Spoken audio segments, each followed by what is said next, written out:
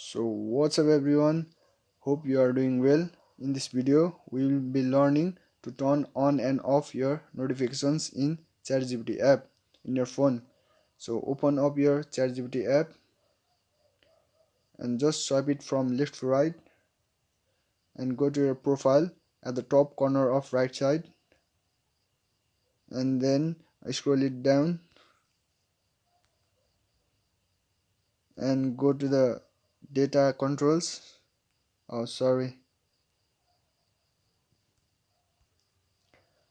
go to the security, and you can see at the second last option it says push notifications. Click on it, and if you want to turn it on, then just press on it.